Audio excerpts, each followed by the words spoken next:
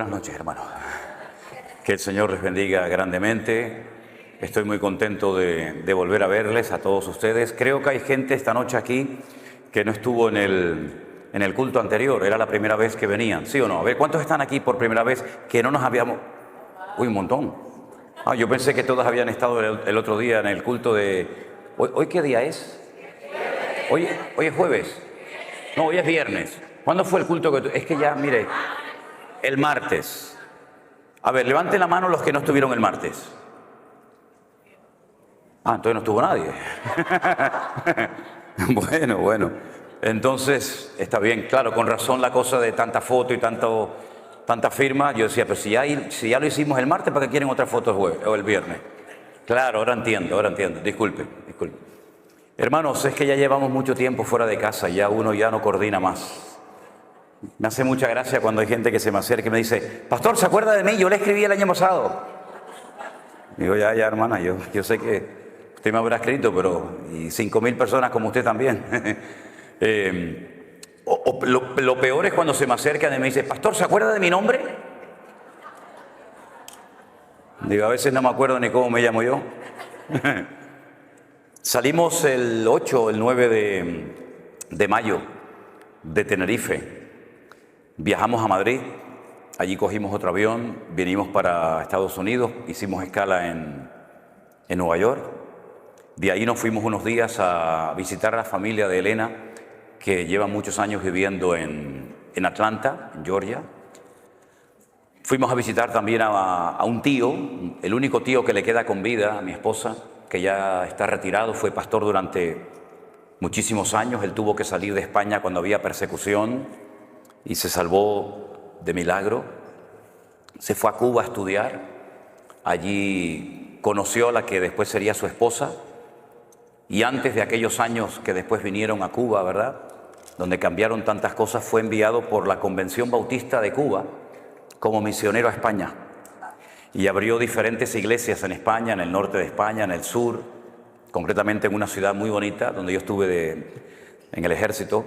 Estuve en la ciudad de Cádiz, y esa iglesia que él había fundado muchísimos años atrás, resulta que un día de paseo entro a esa iglesia y estaba allí Elena, que había ido de vacaciones a esa iglesia. Fíjate las vueltas que da la vida, ¿no? Cuando uno va haciendo la historia no es consciente, pero cuando uno mira hacia atrás se da cuenta de cómo las piezas han ido encajando perfectamente cada una en su lugar, ¿verdad? Y nada ocurre por casualidad. Aunque no entendamos lo que está sucediendo, pero el Señor siempre nos sorprende gratamente, ¿no? Entonces estuvimos allí con ellos unos días, fue muy lindo. Desde el año 98 no los veíamos. Esta es la 6ª vez que yo vengo a Estados Unidos, pero esta vez es especial, es diferente. Y de ahí nos llevó un hermano en su coche, en su vehículo, nos llevó hasta Florida. Y allí estuvimos en Orlando, haciendo cultos, celebrando cenas en hoteles, conociendo también a muchísimos hermanos. Bajamos después a Miami, donde también fue un tiempo muy lindo, muy hermoso. Y ya que estábamos allí, pues cogimos el avión y nos fuimos hasta México. Y allí en México estuvimos visitando muchísimos hermanos y llevando a cabo una serie de reuniones y bautismos y presentación de niños y creo que también alguna boda, no me acuerdo. Y después de México, pues cogimos un avión y nos fuimos a Las Vegas. En Las Vegas ya tenemos un local. Fíjense, el primer sitio de todos los Estados Unidos donde hemos abierto ya una iglesia presencial es en Las Vegas. Allá hay un grupo de hermanos. En Sodoma y Gomorra ya abrimos la iglesia. ¿Ya le parece? Donde abunda el pecado, sobreabunda la gracia. Ustedes no tienen iglesia en Las Vegas, ¿no? Nosotros sí les ganamos. No, broma. Y esto no es una competencia, ¿eh? Y después de Las Vegas nos fuimos en coche conduciendo un montón de horas hasta San Francisco. Nos encantó San Francisco. Me decía el hermano Jeremías, que es uno de los colaboradores, junto con otras hermanas que están aquí esta noche con nosotros, que ¿qué quería conocer de San Francisco? Y le digo, mira, yo quiero conocer de San Francisco 2 sitios. Quiero ver el Golden Gate, el puente, que ahí hice un par de devocionales, no sé cuántos lo vieron. Estaba a la mitad nublado, estaba con niebla, pero me hacía mucha ilusión de estar allí, ¿no? En el puente de San Francisco, ¿no? Y le dije, mira, y a mí me hace mucha ilusión, incluso hasta si me dejas allá dormir, me quedaría. Dice, ¿a dónde quieres ir? Digo, a la isla de Alcatraz. y me llevaron a la isla de Alcatraz. Fuimos a la isla de Alcatraz, impresionante, tremendo. Bueno, esas cosas que uno tiene, ¿no? Que te hace ilusión verla, todo aquello. Yo fui capellán de una cárcel en Tenerife durante 7 años y me siento muy bien en las cárceles de visita, ¿no? Me refiero, ¿no? Y después de ahí bajamos a Los Ángeles. Estuvimos en la iglesia del pastor Arenas, que usted, pastor, lo conoce. Nos trató muy bien, su familia, la iglesia, extraordinario. Y de ahí ya cogimos un avión y nos venimos para acá. Y esta es la última parada del camino. Ya Dios mediante, el día lunes salimos rumbo a Madrid. Y en Madrid, después de unas horas, cogemos otro avión para Tenerife. Y ya la expectativa, porque mi hija mayor, que no ha venido con nosotros, Priscila, que algunos de ustedes a lo mejor conocerán, con su marido, pues están esperando su primer hijo y nuestro primer nieto. Yo no sé lo que se siente cuando uno es abuelo, pero bueno, ya veremos, a ver qué pasa. Ya veremos. Y estamos gratamente sorprendidos por todo lo que el Señor ha hecho. Yo tengo que admitir y reconocer y pedirles perdón a todos ustedes públicamente porque durante los días del confinamiento, cuando estábamos cerrados y yo creía firmemente que nadie nos estaba viendo ni escuchando, que estaba predicando a un salón de sillas vacías. Y varias veces tuve la tentación hasta de parar la predicación porque decía, Señor, ¿qué estamos haciendo aquí? ¿Quién nos está viendo? ¿Quién está escuchando? Me di cuenta de que en aquellos tiempos en los que atravesamos aquel desierto, porque aquello fue un desierto totalmente, ¿verdad? Nos dimos cuenta tiempo después de que el Señor estaba usando esas palabras, esos cultos, esos mensajes para ganar a miles de personas. Y ha sido una obra invisible, por lo menos para nosotros. Ustedes juegan con ventaja, ustedes nos ven a nosotros, saben si somos altos, bajos, si vamos bien vestidos, mal vestidos. Ustedes lo saben todo de nosotros. La gente dice, oye, ¿cómo está fulano? ¿Cómo está mengano? Digo, pero ustedes ¿cómo saben eso? Y dice, nosotros lo sabemos todo. Yo no sé nada de nadie, pero ustedes lo saben todo de nosotros porque lo contamos todo. Y nos hemos dado cuenta de que el Señor hizo una obra maravillosa. Para muchos el concepto en sí mismo de la iglesia virtual ya les choca, les sorprende, porque yo sé que no estamos habituados a hablar en esos términos, ni a ver el poder y el mover de Dios a través de las redes sociales como lo hemos visto y lo seguimos viendo cada día, pero realmente el Señor es increíble. Hemos cantado esta noche varias veces, cuán grande eres tú, cuán grande es el Señor. Y es que efectivamente nuestro Dios es mucho más grande de lo que tú te puedas imaginar. Ni nuestros cánticos, ni nuestras alabanzas, ni nuestros aplausos nos pueden hacer entender, por lo menos en este momento, mientras estemos en este planeta Tierra, lo grande y lo poderoso y lo magnífico que es nuestro Dios. Pero a la misma vez, ese Dios tan inmenso, tan indescriptible para el lenguaje humano, se ha reducido, por decirlo de alguna manera, se ha acercado a nosotros en forma de hombre, con carne y hueso, y habitó entre nosotros, y pudimos ver su gloria. Y cuando caminaba por las calles de Israel, partió el rumbo de la historia en dos. Mira que hubo grandes profetas en la antigüedad, ¿verdad? Podríamos hablar de Jeremías, de Isaías, de Daniel, pero ninguno de ellos se pudo comparar jamás a la personalidad, a la figura de nuestro amado y querido Salvador, el Señor Jesús. Porque Él, mis queridos hermanos, dejando toda la gloria, dice que se despojó y se anonadó. Esa es lo que dice la versión 1909, la nuestra Reina Valera del 60, en ese sentido no tradujo bien el término. Dijo que se despojó, pero yo me puedo despojar de la chaqueta, pero seguir vestido. Pero Él se anonadó, lo cual significa que se hizo nada, ¿verdad? Y tomando forma de siervo, podía haber tomado forma de rey, de conde, de duque, de marqués. Tomó forma de siervo. Y estando en la condición de siervo, de hombre, se humilló a sí misma hasta lo máximo, ya no podía bajar más. Y dice que estando en la condición de hombre se hizo obediente, porque tú te puedes hacer hombre, pero ser un desobediente, un rebelde. Pero él optó a hacerse hombre obediente hasta la muerte, eligiendo la peor muerte de todas las que se han inventado por la raza humana, que es la muerte de cruz. ¿Qué les parece? Un descenso de la gloria al sepulcro. Pero a continuación dice el apóstol Pablo en la carta de los Filipenses, por lo cual, viendo este descenso, por lo cual Dios le exaltó hasta lo sumo y le dio un nombre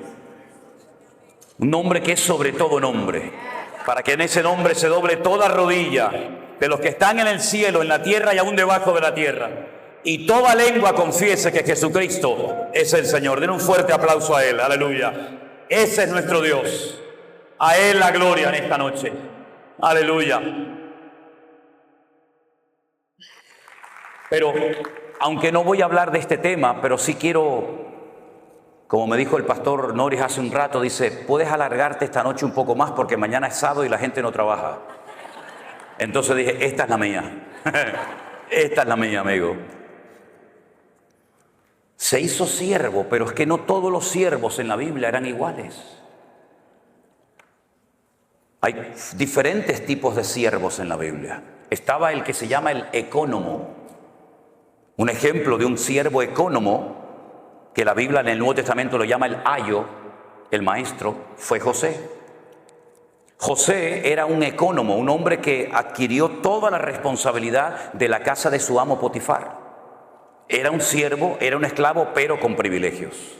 Sabía leer, sabía escribir y tenía responsabilidades por encima de otros siervos. Qué curioso, para sus hermanos José era una amenaza y para José era una bendición. ¿Cómo es posible que a veces tú para algunos hermanos seas un peligro y para los inconversos seas un instrumento tremendo en las manos del Señor, verdad? Unos lo venden y otros lo compran. Y él fue un ecónomo, un hombre que marcó una diferencia en Egipto, y toda la administración económica de todo el imperio cayó sobre sus manos, porque era un siervo, pero un siervo ecónomo. Pero cuando Moisés escribe la ley, habla de un tipo de siervos que se llaman los doulos, que son los esclavos de amor. En la ley de Moisés había una ley que decía que cada cierto tiempo, cuando llegaba el año de jubileo, todos los esclavos tenían que ser puestos en libertad y las deudas se perdonaban. Usted me debe dinero a mí, llegaba el año de jubileo, ya no me debes nada. ¿Se imaginan si el Fondo Monetario Internacional cada 70 años le perdonara a todas las naciones de la tierra, a toda Latinoamérica, a toda África, las deudas que tienen? El mundo sería una maravilla, habría igualdad. Los ricos no serían cada vez más ricos, ni los pobres serían cada vez más pobres, ¿verdad? Habría una justicia distributiva y todos podríamos vivir en paz y sin la presión de no poder pagar ni siquiera los intereses de una deuda que jamás de los jamases se va a poder pagar. En Israel había una ley que era justa. Todas las deudas tenían que perdonarse cada 70 años. Y Jesús la mencionó en el Padre Nuestro. Perdónanos nuestras deudas como nosotros también perdonamos a nuestros deudores. Viene del año de jubileo. Y se le daba la posibilidad a los esclavos de irse, de empezar una vida nueva como ciudadanos libres. Pero corría la posibilidad, y de hecho ocurrió en varias ocasiones, esclavos que renunciaban voluntariamente a su libertad.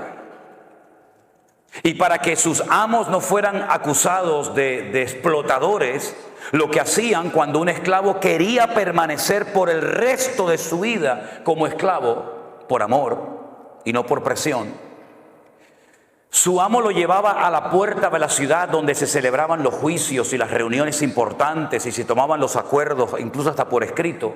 Y delante de la presencia de 2 o 3 testigos de los ancianos de la ciudad, se le horadaba la oreja y se le ponía un zarcillo, se le ponía un pendiente.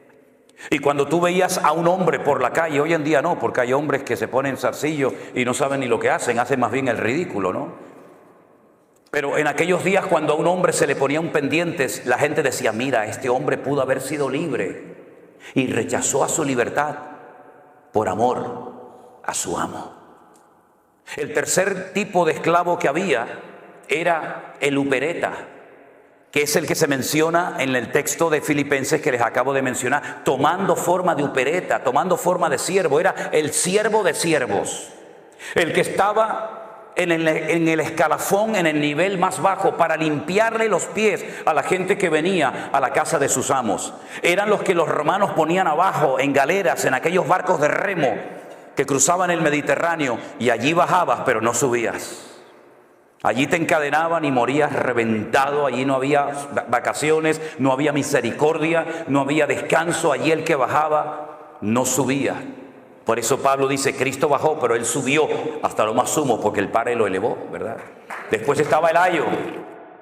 El ayo es el que menciona Pablo. Dice que la ley, la Torá de Moisés, fue nuestro ayo, es decir, fue como un instrumento que nos llevó para conocer a Cristo. Y una vez que conocimos a Cristo, la ley ya dejó de cumplir su función, ¿verdad?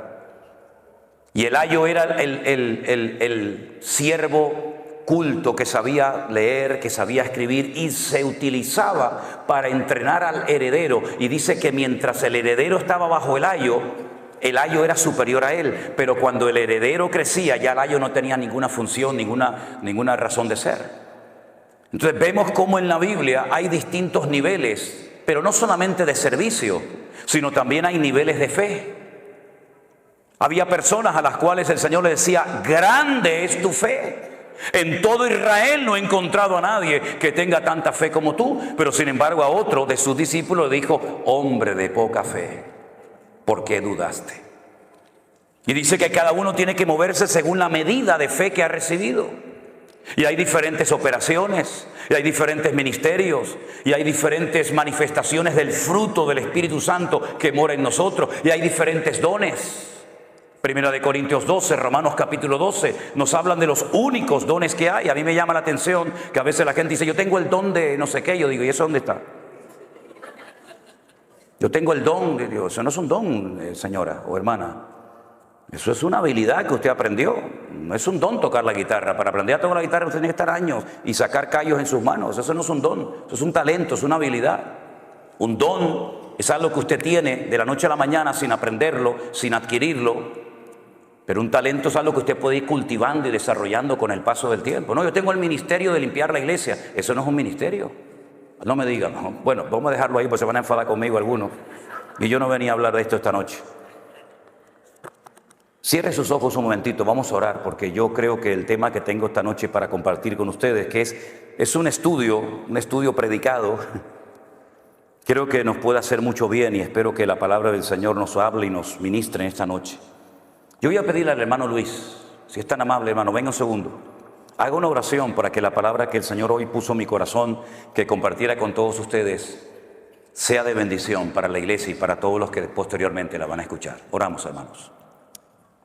Padre Dios, venimos delante de tu presencia, reconociendo, Señor, tu poder. Gracias. Gracias, Dios mío. Todo lo que tenemos, todo gracias, Señor. Tus méritos, Señor. Aleluya. Te damos las gracias, Señor, porque enviaste el Espíritu Santo. Amén.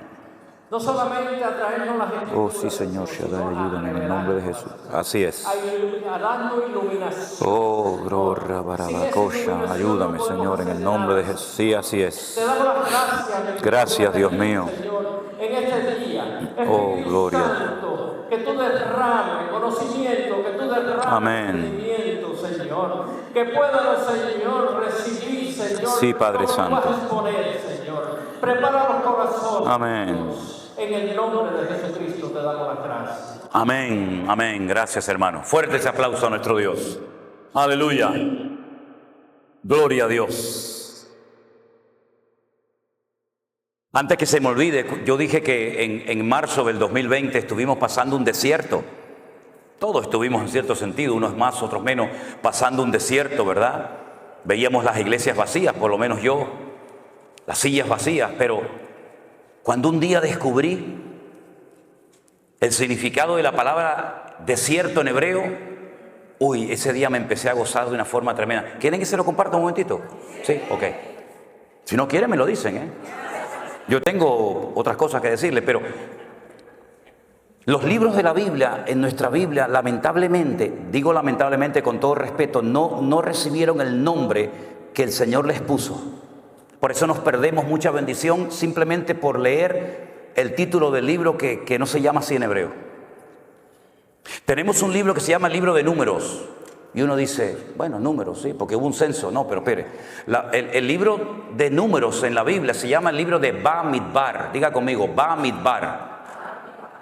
Significa literalmente en el desierto.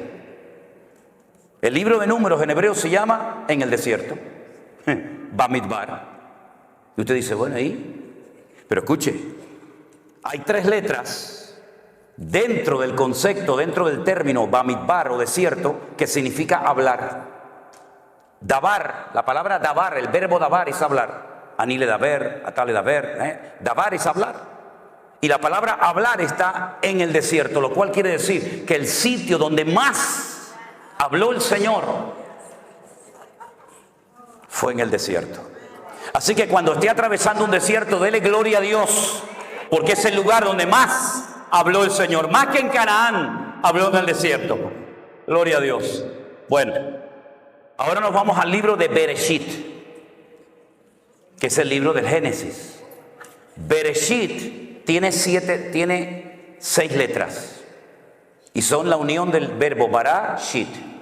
Bara es el verbo crear, no hacer, crear. Shit es el número 6 en hebreo. Creó 6. Y en el libro de Bereshit o en el libro de Génesis, en el capítulo 9, se relata una historia muy, muy interesante.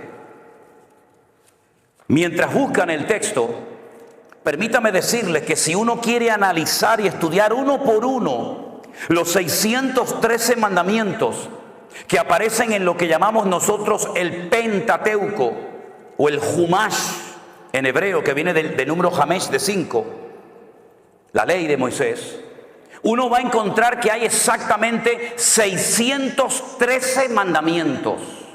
¿Cuántos hay?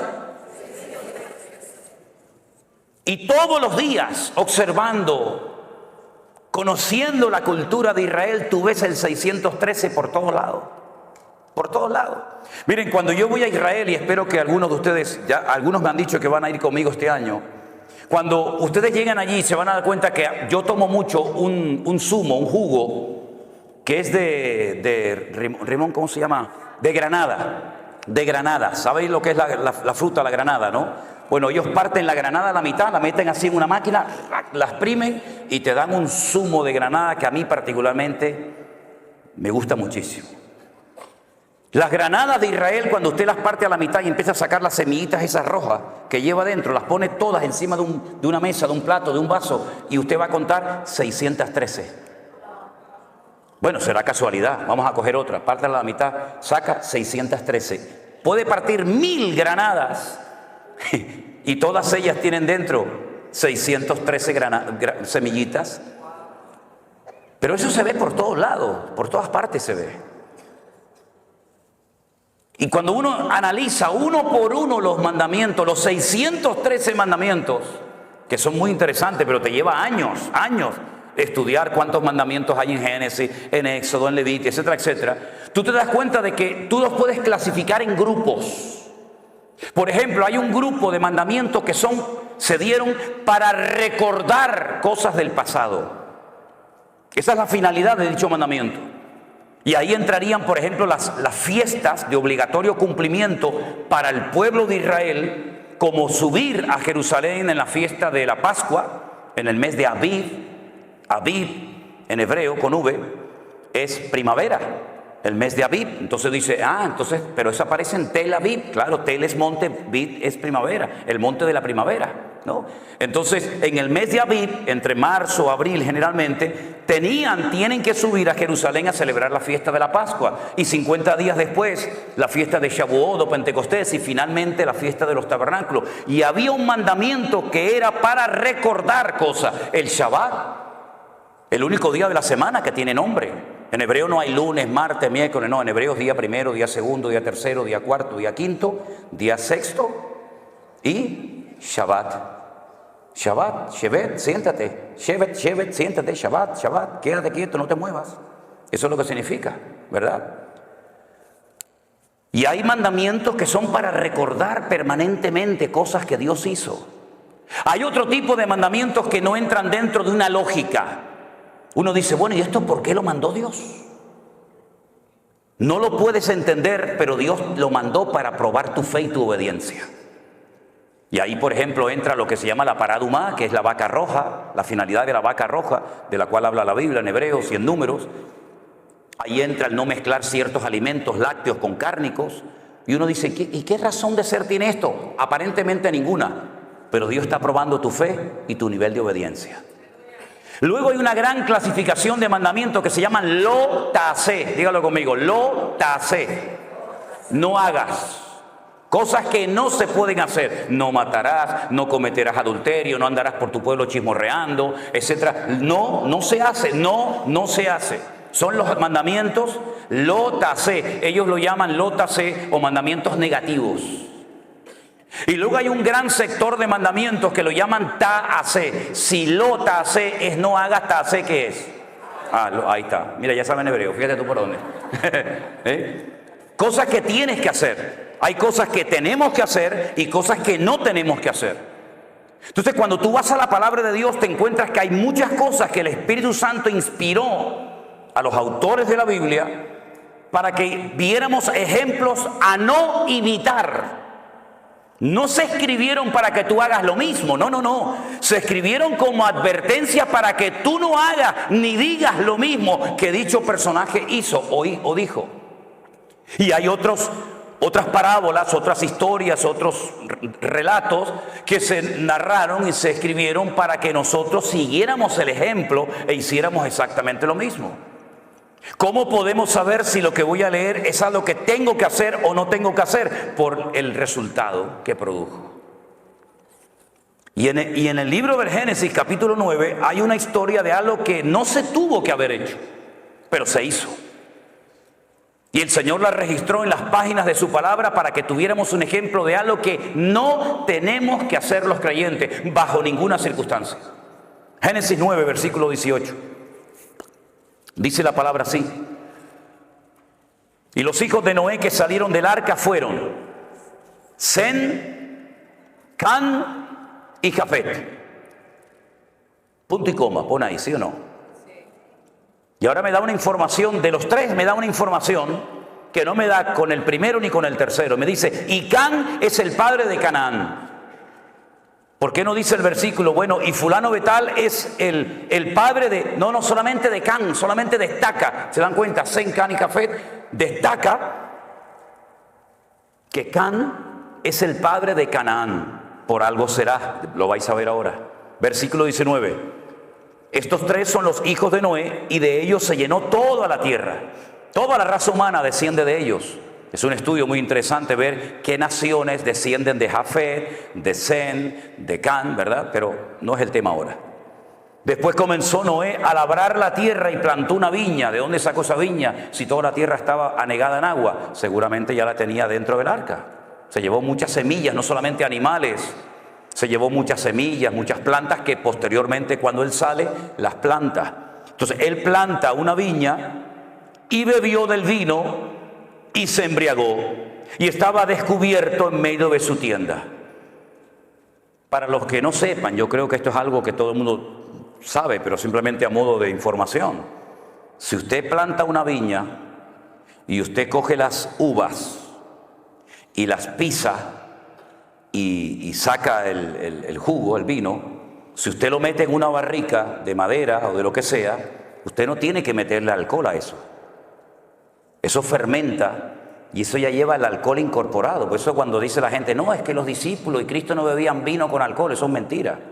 Eso es rotundamente falso. Hay solamente dos formas, y yo he hecho una de ellas. Solamente hay dos formas de extraerle el alcohol, en este caso al vino, y es por un proceso químico que se hace en un laboratorio y se extrae el alcohol de una copa, de una botella de vino, o por envasado al vacío. Si usted no le extrae el alcohol al vino y si usted no lo envasa al vacío, eso que usted pisa, sí o sí lo va a ver que hierve y al poco tiempo eso tiene alcohol. Eso es así. Y entonces Noé lo que hace es que planta una viña y se ve que, porque esto que leemos en unos minutos, esto llevó mucho tiempo, plantar una viña, crecer, ¿verdad? Plantarla, cultivarla, pisarla, elaborarla, eso llevó mucho tiempo, pero la Biblia te relata condensadamente la historia y dice que él bebió de ese vino, se embriagó y estaba totalmente descubierto en medio de su tienda. Ya en el tiempo del Génesis el Señor había cubierto la desnudez de Adán y Eva. Y lo que hace es que se descubre.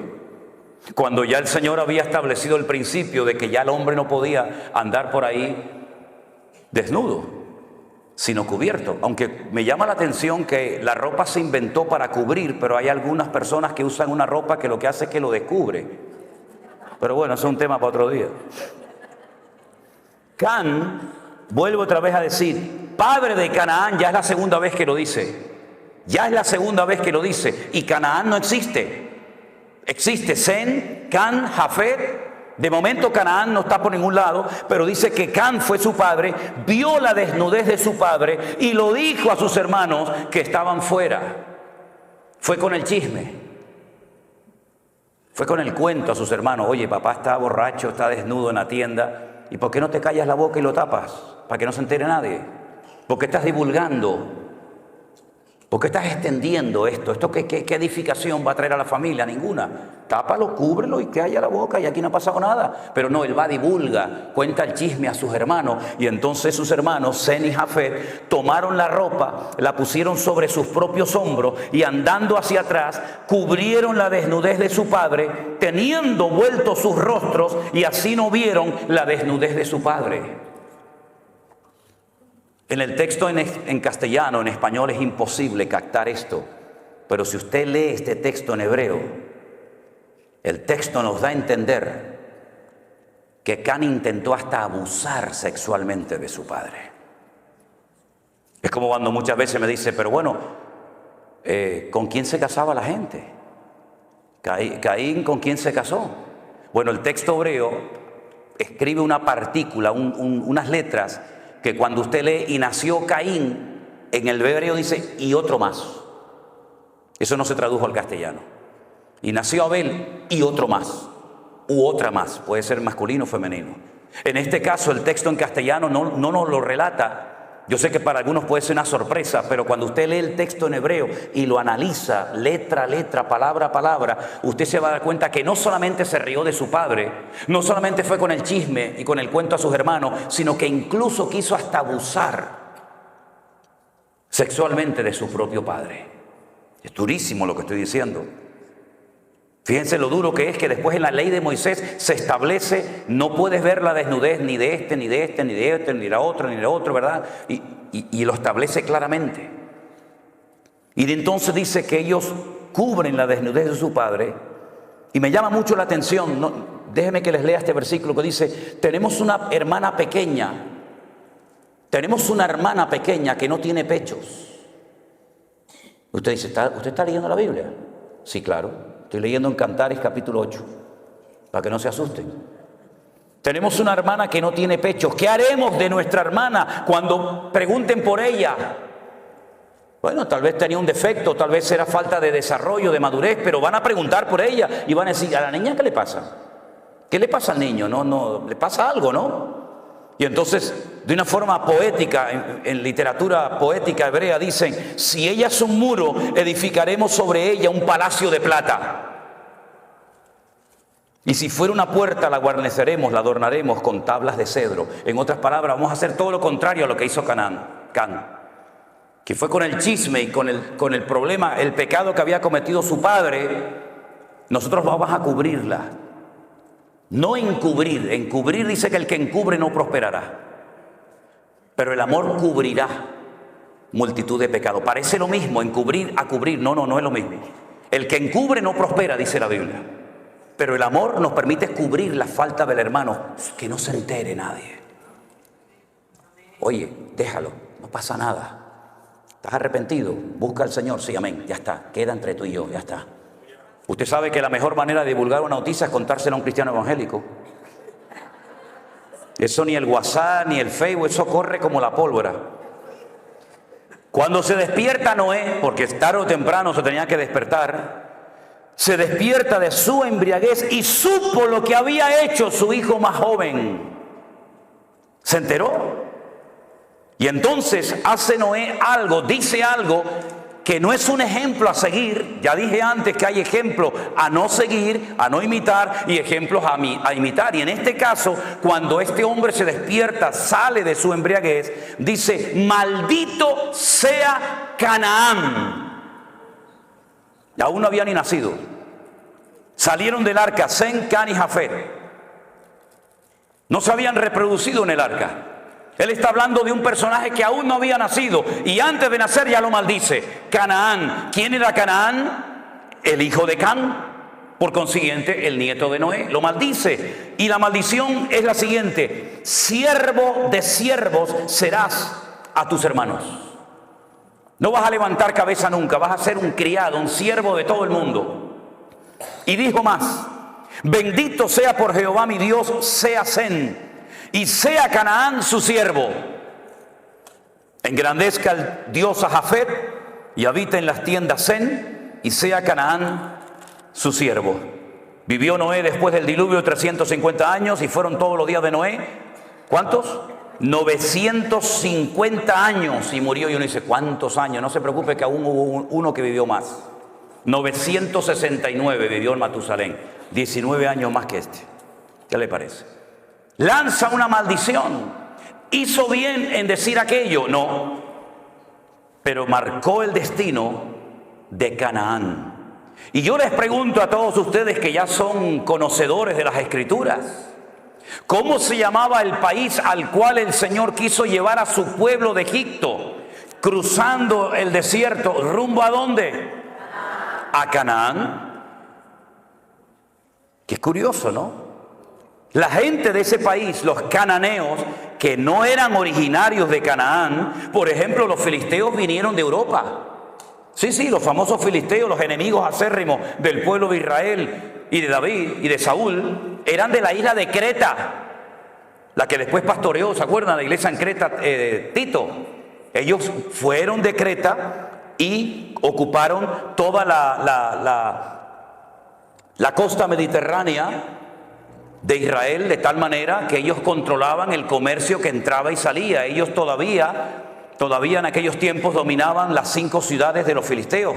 Por eso ahora entiende por qué David cogió 5 piedras. Porque ellos controlaban desde, apréndanse estos 5 nombres: Gaza, Ashkelon, Asdod, Ecrón y Gat. ¿Lo dice conmigo? Gaza, Ashkelon, Asdod, Ecrón y Gat. Entonces, ¿este de dónde es? No, este es de Gat. Dame 5 piedras por si acaso vienen los 4 detrás y me los cargo también a los 4. ¿Qué te parece? No era por si fallaba la puntería, no, yo le voy a acertar porque es tan grande que es imposible no darle.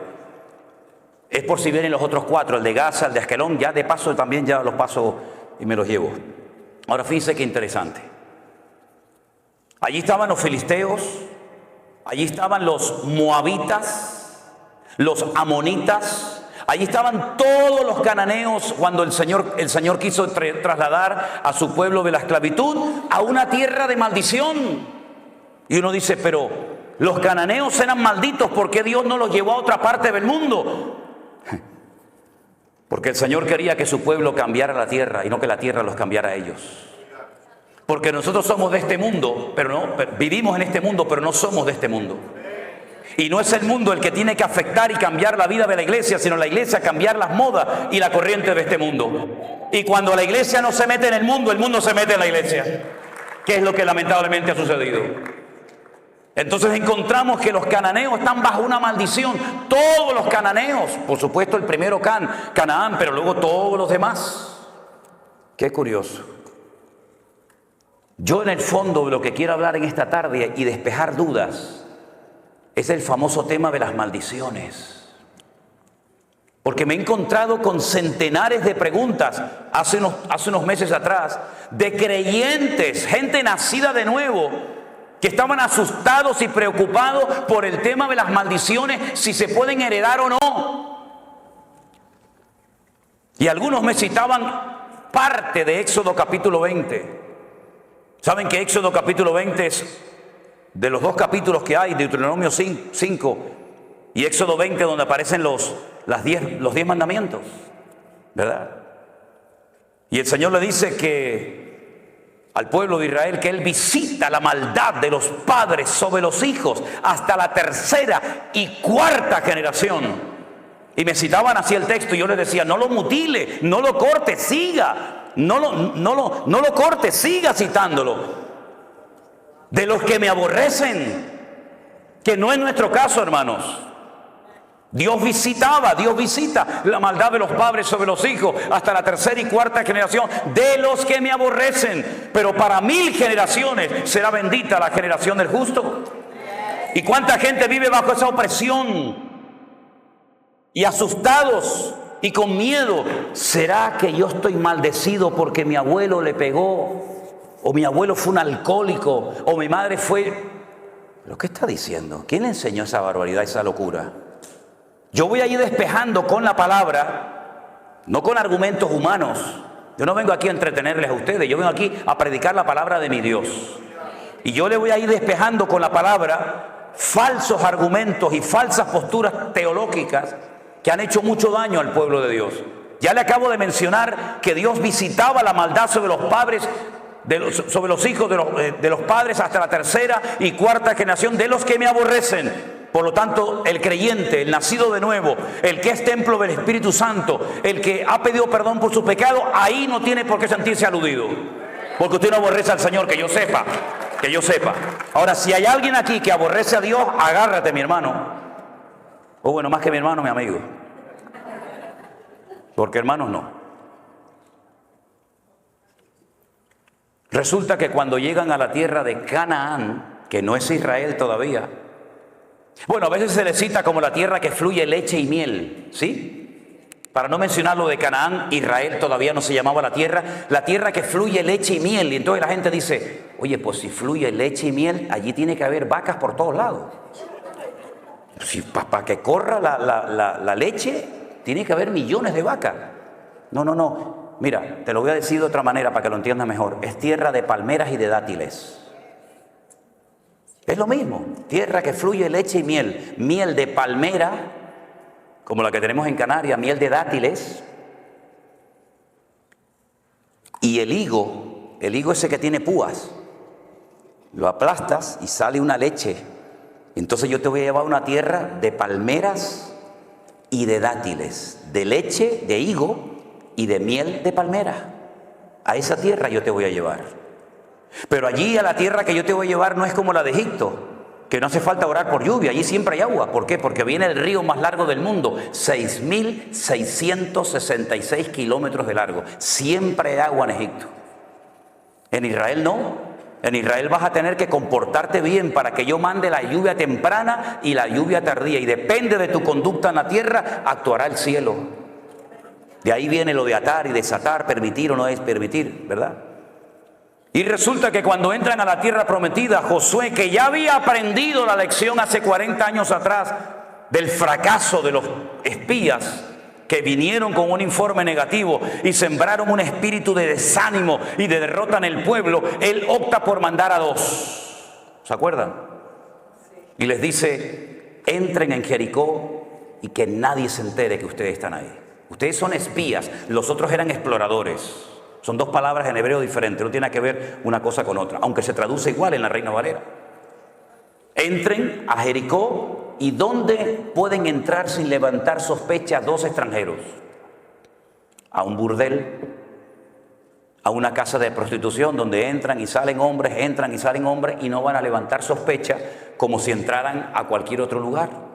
Entonces, entren y averigüen cómo está la situación de adentro hacia afuera. Y cuando llegan a la casa de Rahab, la ramera, la dueña del prostíbulo, Rahab le dice, escuchen, hemos oído lo que Jehová vuestro Dios hizo por vosotros cuando os sacó de Egipto. Es como si te saca alguien el periódico de hace 40 años de esta ciudad y te lee la noticia de hace 40 años, como si fueran actuales. Eso es lo que Rahab está haciendo. Hemos oído lo que el Señor vuestro Dios hizo cuando os abrió el mar rojo, cuando derrotasteis a Faraón y a los egipcios. y cómo habéis ido venciendo a todos los reyes por el camino. Y sabemos que el Señor vuestro Dios entregará esta tierra en vuestras manos. Tenían más fe los inconversos en el Dios de Israel que Israel en el Dios de ellos. Y entonces ella pide clemencia, pide misericordia. Por favor, no me matéis, porque esta ciudad yo sé que va a ser entregada en vuestras manos. Ahora, hay un dato curioso en el libro de Josué que dice que Rahab vivía entre muro y muro. Eran dos muros alrededor de las casas, eran dos círculos concéntricos, uno más grande que el otro, ¿verdad? Eran como dos grandes circunferencias. Y ella vivía entre muro y muro. Quédense con ese dato. Ellos le dicen: si tú no le cuentas al rey de Jericó que hemos estado aquí y que nuestros soldados están al otro lado del Jordán, y cuando vayan a Israel conmigo van a ver Jericó, Jericó todavía existe, la ciudad de las palmeras, y van a ver allí el río Jordán, y enfrente van a ver otro país que hoy en día se llama Jordania. Eso es un país inventado, eso no existía, eso en la Biblia es Moab. Pero los ingleses, para que no les atacaran y no les robaran las posesiones, dijeron a los hashemitas, que eran los peores del desierto: mira, vamos a hacer una cosa, para que no nos ataquen más y nos dejen en paz, les regalamos un país entero y te nombro rey. Y entonces dijeron: ¿cómo lo llamamos? Pues si está el Jordán, Jordania, venga, para ustedes. Y así se lo inventaron. Entonces las tribus estaban al otro lado, y estos, cuando le dicen a Rahab antes de irse: amarra este cordón rojo en la ventana de tu casa para que cuando entremos y caigan las murallas y tomemos posesión de la tierra, sepamos dónde tú vives para que no te matemos. Pero una cosa, tienes que estar dentro de la casa, tú y toda tu familia. ¿Lo entendiste? Sí, ok, chao. Se fueron. Viene la destrucción de Jericó. Todos conocemos la estrategia. Allí no se lanzó ni una piedra, ni una lanza, ni una jabalina, ni una flecha, nada, porque no iban a caer por el poder del hombre, iban a caer por la estrategia divina. Los muros cayeron de arriba abajo, se desmoronaron. No cayeron cuando los arqueólogos fueron en los años 50 a estudiar las antiguas murallas de Jericó, que aún están allí, la antigua Jericó. Se dieron cuenta de algo muy curioso, que los muros no habían caído de afuera hacia adentro, tampoco lógicamente de afuera hacia adentro, sino, ¿se acuerdan la imagen aquella que vimos aquí cerca cuando aquellas dos torres gigantescas, cómo cayeron? Se desmoronaron sobre sí mismas, así, de arriba abajo. Así cayeron los muros de Jericó, porque fue una intervención divina del cielo a la tierra. Cuando ellos entran a la ciudad de Jericó, todas las murallas caen, el círculo de afuera y el círculo de adentro, pero la casa de Rahab permaneció. Porque caerán a tu lado 1000 y 10.000 a tu diestra, mas a ti no llegará, por cuanto has puesto tu confianza en Jehová tu Dios. Fuerte ese aplauso a él. Dios la cuidó, aleluya, porque Dios cuida de la vida de su pueblo. Bendito sea Dios. Recuerden, ella es descendiente de Canaán, y Canaán, que estaba bajo la maldición de Noé. Maldito sea Canaán. ¿Cómo eran los cananeos? No tengo tiempo de explicar todo, pero fundamentalmente tremendamente idólatras, salvajes, sin misericordia, sin piedad ninguna, y una promiscuidad sexual sin precedentes, terribles. Todo valía, sin especificar detalles, todo valía en la cultura, en la idiosincrasia, en la mentalidad cananea. El sexo era lo más importante en la vida de esa gente, y lo mezclaban con la idolatría, y tenían a Baal Peor y tantos dioses que, bueno, que si yo les digo cómo los adoraban, nos terminaríamos todos escandalizando en esta noche. Esta mujer se convirtió, diríamos en un término cristiano para que nos entendamos, y ella dice en la Biblia que se casó con uno de los espías, que se llamaba Salmón. No que se casó con un pescado, a ver si me entiende. Cuidado. Se llamaba Salmón. Y se convirtió y formó parte del pueblo de Israel. Y al poco tiempo queda embarazada. Y tiene un hijo que se llamó Obed. Y Obed crece y tiene un hijo que se llamó Booz. Y Booz se casó con Ruth y tuvo un hijo que se llamó Obed, Isaí, David, Judá y todas las tribus de Israel. Y uno ve que aquella maldición que venía desde los tiempos del diluvio se cortó definitivamente hasta el punto que en la genealogía de Mateo capítulo 1 aparece Rahab como antepasada del rey David y como uno de los antepasados del Señor Jesucristo. ¿Por qué? Porque Él rompe toda maldición y ahora nos lleva de gloria en gloria, de victoria en victoria y de triunfo en triunfo en el nombre del Señor. Él cortó la maldición de Noé. Lo único que lo puede cortar es una genuina y auténtica conversión a Cristo. De modo que si alguno está en Cristo, nueva criatura es. Las cosas viejas pasaron, he aquí todo es hecho nuevo. Y dice Ezequiel capítulo 18, verso 19, venga conmigo, ¿tiene su Biblia a mano? Ezequiel capítulo 18, verso 19. Mire lo que dice la palabra de Dios. ¿Por qué no leen algunos de estos textos? Parece que los arrancaron de sus Biblias. Si dijereis, ¿por qué el hijo no llevará el pecado de su padre? A ver, que me lo expliquen, ¿por qué? Porque el hijo hizo según el derecho y la justicia. Guardó todos mis estatutos y los cumplió. De cierto vivirá, que fue lo que hizo Rahab. Era una mujer bajo la maldición de Noé, estaba maldita. Pero ahora ella se ha convertido, guarda los estatutos del Señor, cumple la palabra y dice, y de cierto vivirá. El alma que pecare, esa es la que morirá. El hijo no llevará el pecado del padre, ni el padre llevará el pecado del hijo.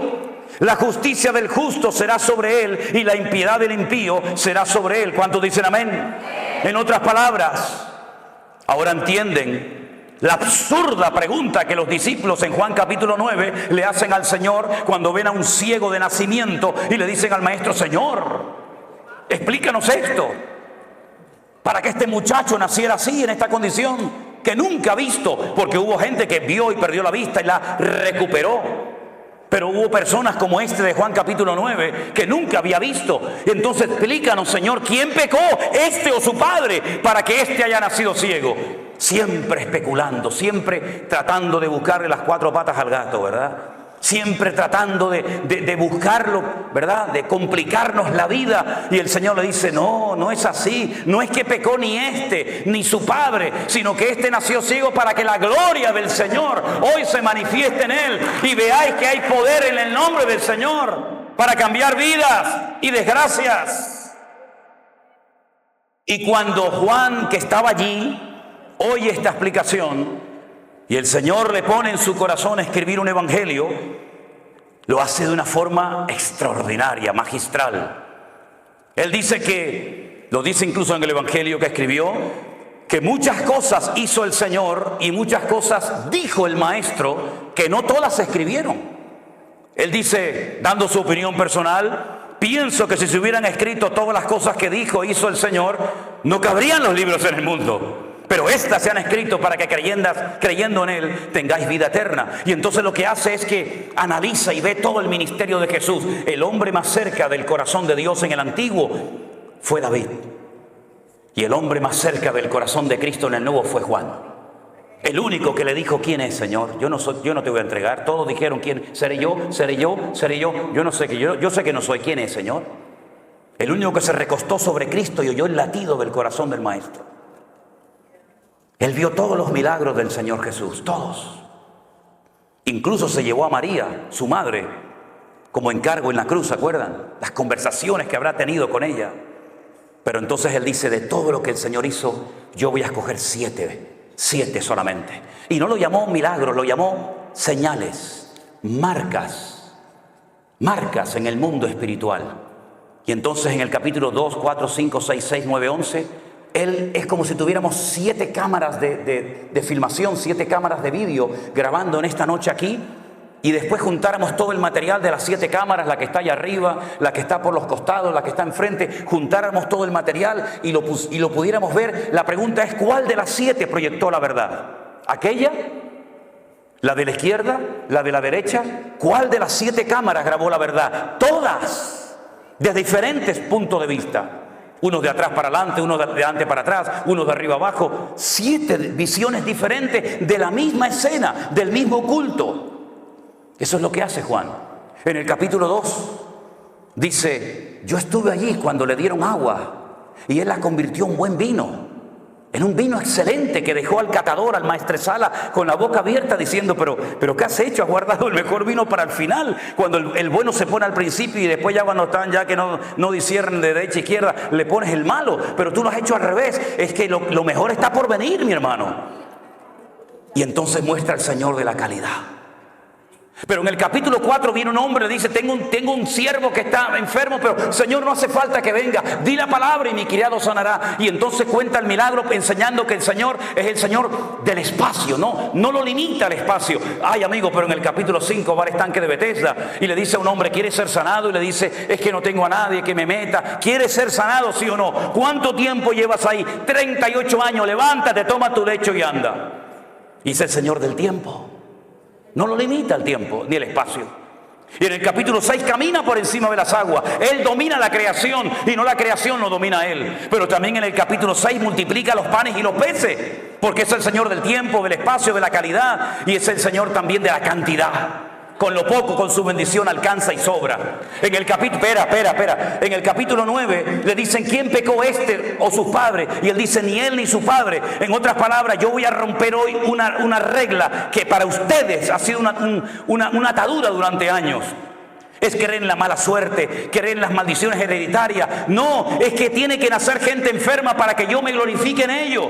Y finalmente, esperen. En el capítulo 11... la prueba final. Si hubieras estado aquí, mi hermano no habría muerto. ¿Qué le está diciendo Marta y María? Por culpa tuya mi hermano está muerto ahora. ¿Sabes? Yo te llamé. Tú nos enseñaste. Clama a mí y yo te responderé. Y yo clamé. ¿Y por qué no viniste? Pedid y se os dará. Yo pedí y no recibí nada. Yo llamé y no se me abrió la puerta. Yo busqué y no te encontré. Y ahora vienes y mi hermano ya hiede porque hace 4 días que está muerto. Si hubieras estado aquí, mi hermano no habría muerto. Ahora, ¿para qué vienes? Ya es demasiado tarde.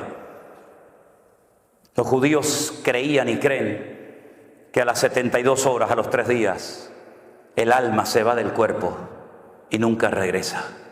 Por eso cuando vas a Jerusalén, al Valle de los Huesos Secos, al cementerio más antiguo del mundo, te encuentras en las tumbas una ventana para que salga el alma y no regresa hasta el día postrero, en la resurrección. Y Jesús le dijo, pero María, por favor, Marta, yo soy la resurrección y la vida. ¿Qué estás diciendo? El que cree en mí, aunque esté muerto, vivirá. Y le dice Marta y María, yo sé que mi hermano resucitará, pero no ahora, en el día postrero. Es una fe a largo alcance, pero no la sabes acercar a tu realidad, a tu vivencia personal de ahora. Mucha fe en el cielo, mucha fe en la gloria, mucha fe en la nueva Jerusalén, pero ahora eres incapaz de creer que Dios hoy te puede sorprender con un milagro. Vamos al cementerio y dice, Lázaro, sal fuera. Y yo he estado en la tumba de Lázaro. Me metí dentro de la tumba de Lázaro y quise probar por mí mismo lo que dice la Biblia, que lo llamó a gran voz. Me metí dentro de la tumba de Lázaro, que no es así en horizontal, sino es como una escalera así como bajando. Y cuando estaba bien abajo en la tumba le dije, antes de entrar a los de arriba, grítenme con toda su fuerza. Y no se oye nada, y menos con una piedra, que en este caso ya no está. Pero el Señor lo llamó y Lázaro salió fuera. Entonces en esos capítulos 2, 4, 5, 6, 6, 9, 11, usted puede ver que no hay nada ni nadie que detenga al Señor. ¿Por qué? Porque Él es el Rey de Reyes y Señor de los Señores. Apláudele ahora siquiera a Él. A Él toda la gloria, a Él la honra, aleluya. Él lo cambia todo. Él lo cambia todo. Rahab llegó a ser antepasada del mismísimo rey David. Dejó la prostitución, dejó la mala vida. Llegó a ser antepasada del Señor Jesucristo. Porque no importa lo que tú hayas hecho o cómo te hayas comportado, el Señor perdona y olvida. Hay creyentes que ni perdonan ni olvidan. Pero nuestro Dios siempre, al corazón arrepentido, al contrito y humillado, tú no despreciarás. ¿verdad? Y ese es nuestro Dios. Es un Dios que torna toda maldición en bendición. Dice Gálatas capítulo 3, verso 10. Vengan conmigo. Gálatas capítulo 3, versículo 10.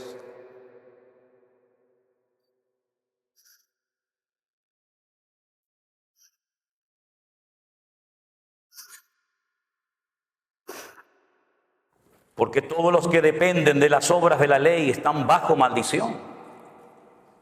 No es nuestro caso, ¿verdad, hermanos? Los que dependen de las obras de la ley están bajo maldición. ¿Por qué? Porque la ley dice: maldito todo aquel que no permaneciera en todas las cosas escritas en el libro de la ley para hacerlas. ¿Usted quiere vivir según la ley? Inténtelo. Vaya, ya empiece. Si usted es capaz de cumplir una ley perfecta de 613 mandamientos, siendo un ser humano imperfecto, finito y limitado, inténtelo. Pero le digo de antemano que no lo va a poder conseguir nunca. Nunca lo va a poder cumplir, porque si quisiera incluso hoy en día decir: yo prefiero vivir según la ley y no según el cristianismo, según el evangelio, hay más de 430 mandamientos que no va a poder cumplirlos porque no hay templo en Jerusalén, y todos ellos dependen de que hay templo en Jerusalén. Pero si quiere intentarlo, allá usted. De nada le sirve poner las 2 velitas encendidas el Shabbat. De nada le sirve ponerse un kipá en la cabeza. Yo siempre le digo a los hombres: ¿usted quiere vivir según la ley? Sí, hermano. Ok, ¿ya se circuncidó? Ay, no, hermano, eso no me lo diga. Digo, entonces usted, esto no vale. Por las obras de la ley ninguno se justificará delante de Dios, dice la Biblia. Es evidente, porque el justo por la fe vivirá. Sadik emunató yihyeh, dice el texto hebreo. Sadik, el justo, emunató, por su fe, yihyeh, existirá. Una cosa es vivir y otra cosa es que tu propia existencia dependa de tu fe. Es mucho más profundo. La ley no es de fe, sino que dice: el que hiciere estas cosas vivirá por ellas. Pero Cristo nos redimió de la maldición de la ley, hecho por nosotros maldición, porque escrito está: maldito todo aquel que es colgado de un madero. Para que en Cristo Jesús la bendición de Abraham alcanzase a los gentiles, a fin de que por la fe recibiésemos las promesas del Espíritu. En otras palabras, todas las maldiciones del Antiguo Testamento, que son muchísimas, el Padre se las cargó a nuestro Señor Jesucristo en la cruz. Las quebró todas y cada una de ellas. Y la última palabra, las últimas palabras de Cristo en el madero, en la cruz, fueron: consumado es. Tetelestai. Consumado, pagada está la deuda. Tal vez no entendemos lo que quiso decir en profundidad el maestro en aquel momento, pero el Señor Jesucristo dio una palabra, expresó con 2 palabras lo que hacían los romanos cuando una persona en su imperio cumplía la condena. Le daban un papel que se llamaba el certificado de deuda. Usted le debe al Imperio Romano 30 años de cárcel, trabajos forzados, en galeras, donde sea. Cuando usted cumplía la condena, ponían su nombre, su apellido, su condena, el día que entró, el día que salió, y abajo ponían el sello del Imperio Romano y ponía la misma expresión, la misma palabra que el Señor Jesucristo, minutos antes de morir, la pronunció en la cruz del Calvario. Pagada está la deuda. No es que la salvación sea gratis. La salvación no es gratis. Lo que pasa es que Él pagó el precio. Y para usted es gratis. Pero el precio era la vida. El precio era la sangre. Y es gratis para mí, pero no fue gratis para Él. Y por eso dice Pablo que era ciudadano romano y entendía la cultura de la época y la idiosincrasia de los pueblos. Él dice que él tomó el acta de los decretos que nos era contraria y se fue a la cruz y la clavó, y despojando a los principados y potestades triunfó sobre ellos en la cruz. Bendito sea el Señor. No le debemos nada. La deuda está pagada. No hay maldición, no hay nada que a usted lo separe del Señor. Un versículo más. Primera de Pedro capítulo 3, verso 9. Primera de Pedro capítulo 3, versículo 9. Un texto también muy interesante a tener en cuenta. Dice así la palabra del Señor: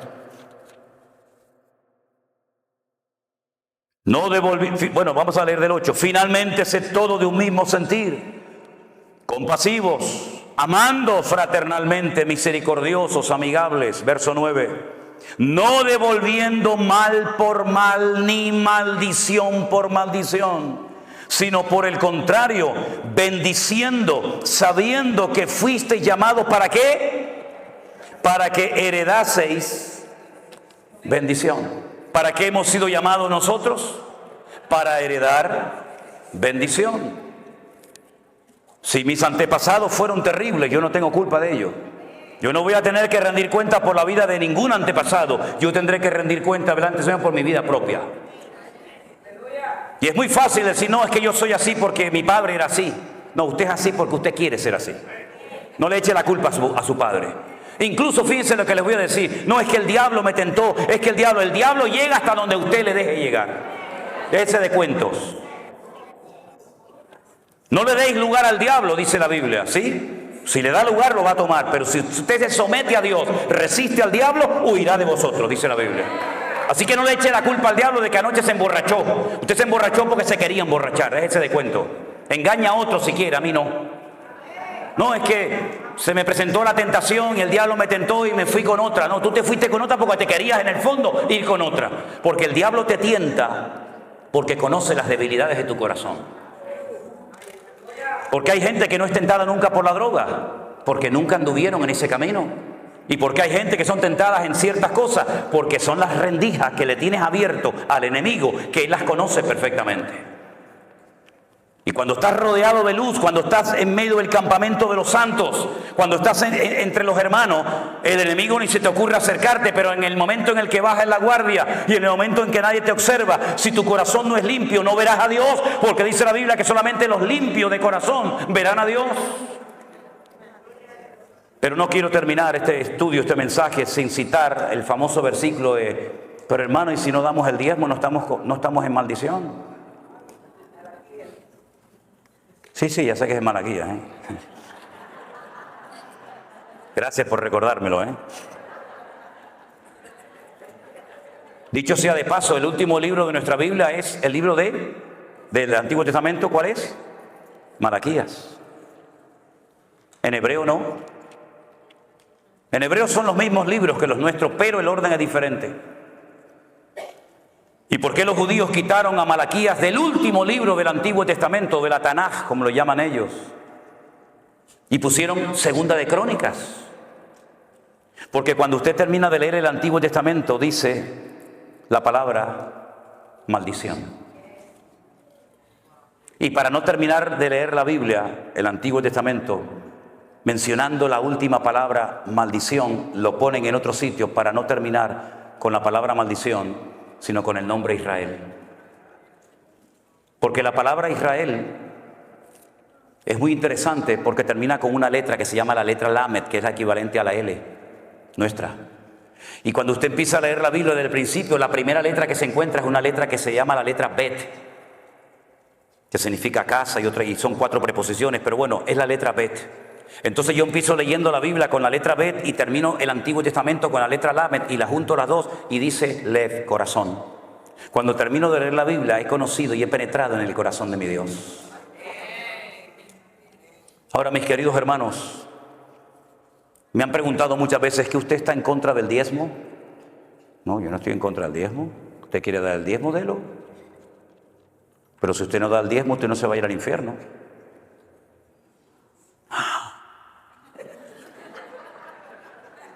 Pastor, arréglalo después usted lo que estoy rompiendo.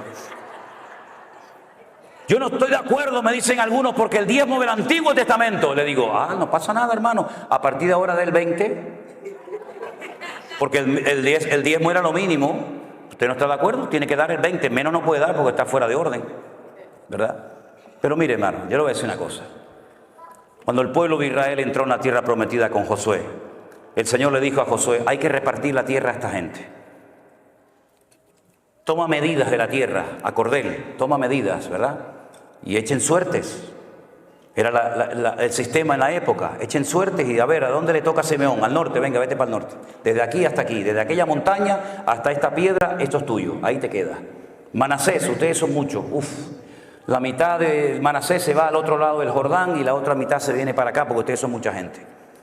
Adán, mira, Adán como son pequeñitos, llévalos para arriba, para el norte, allí en los altos del Golán, allí está Adán. Y a los benjaminitas pues los lleva, y entonces repartió toda la tierra. Y resulta que cuando faltaba una tribu por recibir tierra, el Señor le dice a Josué, a ellos no le des tierra. Los levitas, y dijeron, no, yo soy vuestra tierra, dice el Señor. Entonces si no puedo sembrar, si no puedo tener animales, si no puedo dedicarme a la agricultura, a la ganadería, entonces ¿de qué vivo, Señor? Dice, no pasa nada. Le voy a pedir a las tribus restantes, a las 11 que tienen tierra, que separen el 10% de sus beneficios y se lo den a ustedes, para que ellos se dediquen a lo material y ustedes se dediquen a lo espiritual. Claro, cuando el pueblo estaba en obediencia, alineado con el Señor, los levitas vivían de maravilla. Porque imagínate, te venían vacas, te venían ovejas, te venía de todos los productos de la tierra. Pero cuando bajaban la guardia, cuando se iban en pos de los dioses, los levitas lo pasaban mal. Pero el diezmo se creó por Dios porque es la ley más justa que existe. Porque nadie da más que nadie. Si usted gana $10,000 y su diezmo son 1,000, está dando exactamente lo mismo que el que gana 1,000 y da 100. Los dos han dado en proporción a su ingreso. Han dado el 10%. El que tiene más da el 10 y el que tiene menos da el 10. Es exactamente igual. Pero fue una ley para cuidar de una casta sacerdotal llamada los levitas.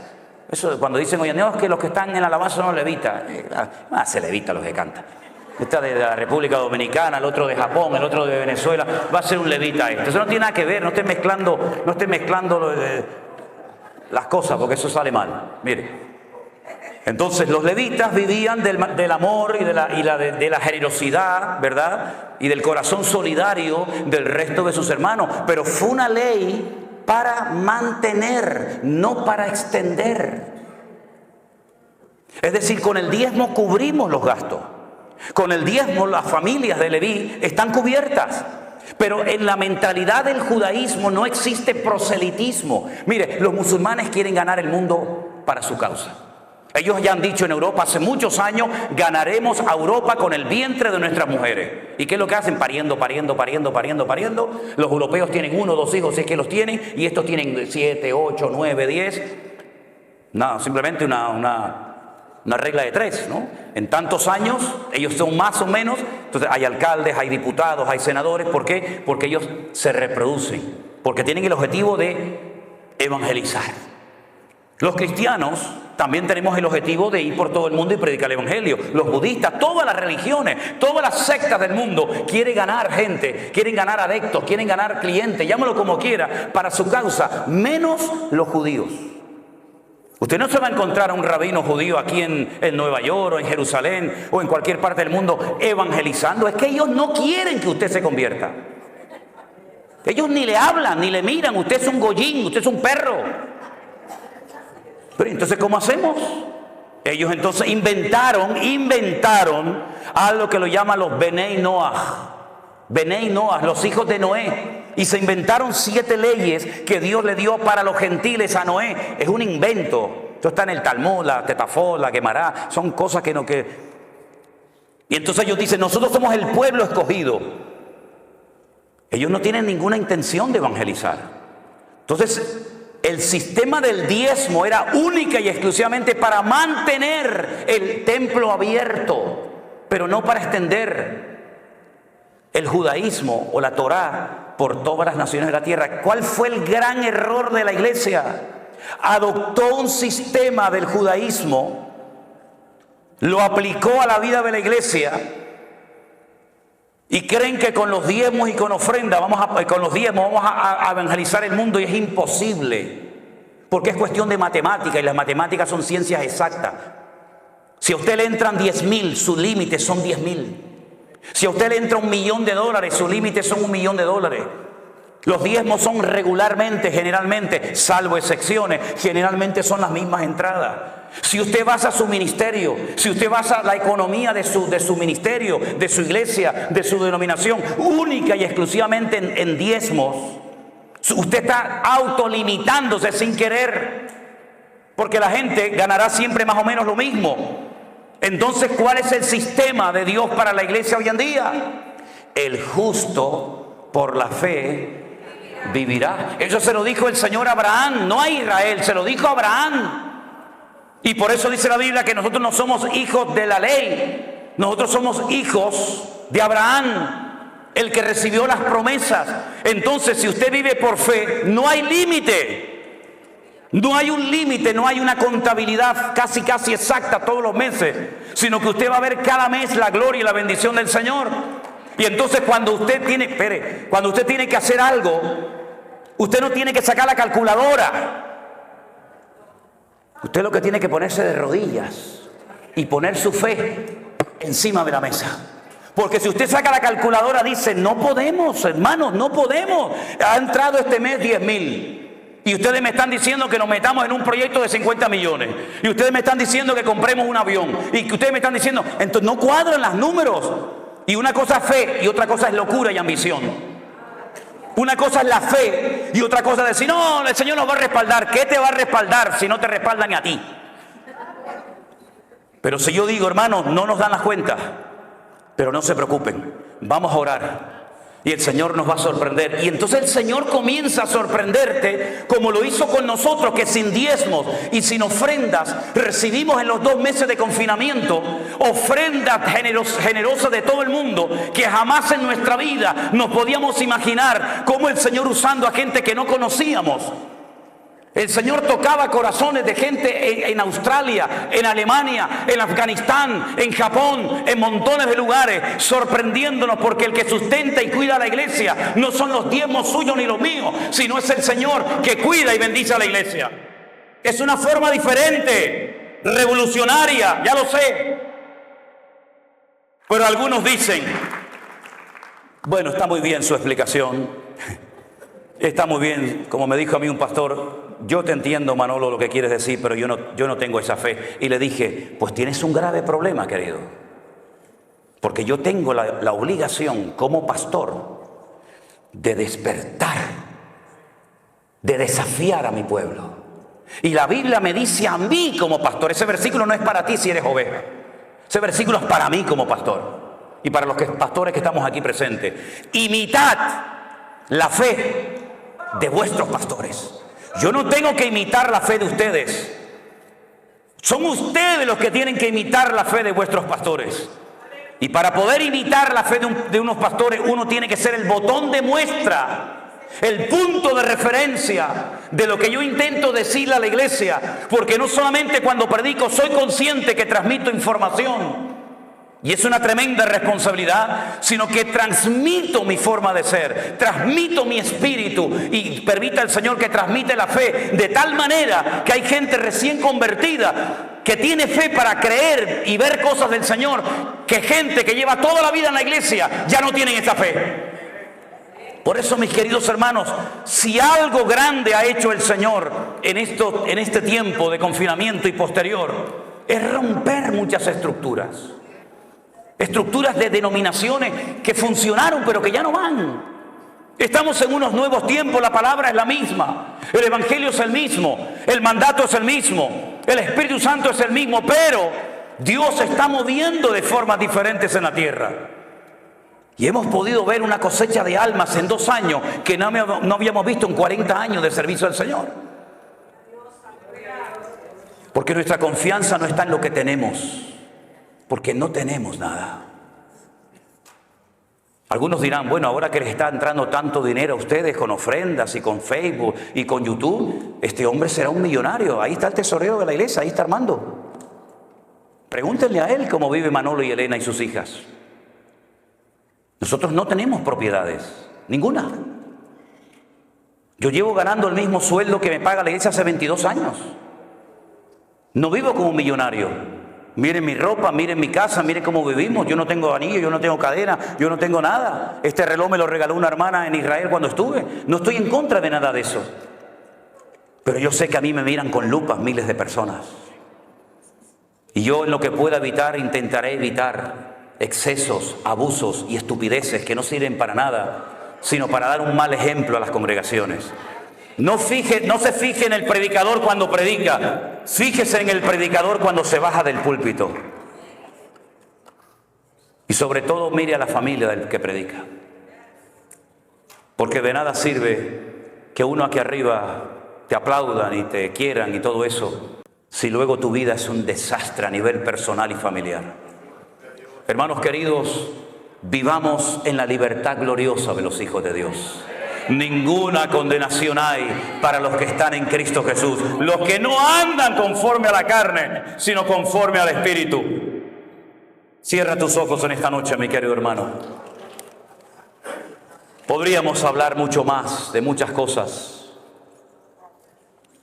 pero como dice el refrán, al buen entendedor, con pocas palabras le basta.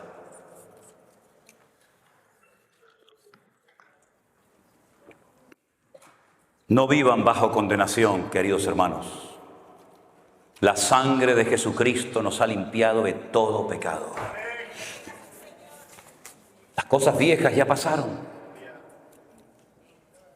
Disfrute de su comunión con el Señor. Disfrute de su familia, de sus hijos. El ministerio no es para sufrir. El ministerio es un privilegio. Y el día que no nos apasiona el ministerio y servir a las almas, pues tendremos que dedicarnos